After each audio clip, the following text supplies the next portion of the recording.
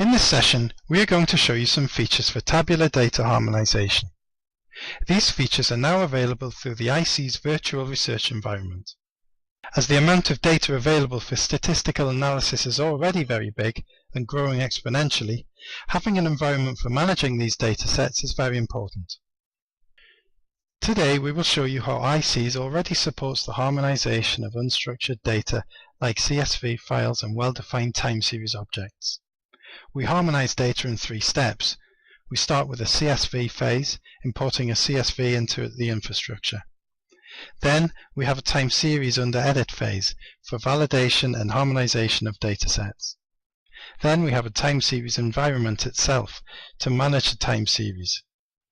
For example, we can join time series with other time series, we can filter and aggregate, we can publish them on a map, or we can share them with other users. So how does it work? The first phase, the CSV phase, uses a data import wizard, which imports in a few steps an unstructured CSV file to ICIS. You can see the structure and what the column names are. This is an easy feature to use, and we will be covering this in a future session. In the next phase, the time series under edit, we can open a CSV file and then validate it, column by column. We can apply a code list and we can identify the data type for that column. So if we open a time series, we can see that it looks exactly like a CSV file. To harmonize a column, simply right-click it, select Properties, and a Properties box will open.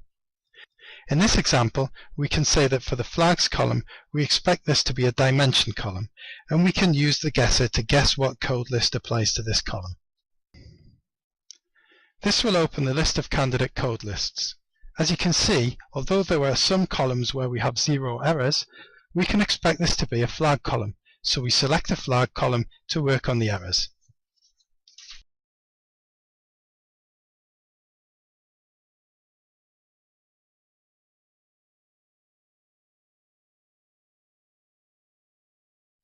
The automated matcher could not match 12 entries, so we are going to enter in edit mode and see if we can correct them manually. I see that GER could not be matched to any code. Now we can go to the next replace feature, and we see that in this feature we have a lexical matcher where we can check the error. This matcher will find the nearest value that matches our code. We see that the matching not only looks in the code column itself, but also looks in the other columns. Hence, Deutschland is recognized to match with GER for Germany. This is based on lexical matching, and we can do the same for POR, and select the PRT, which is the proper code for Portugal.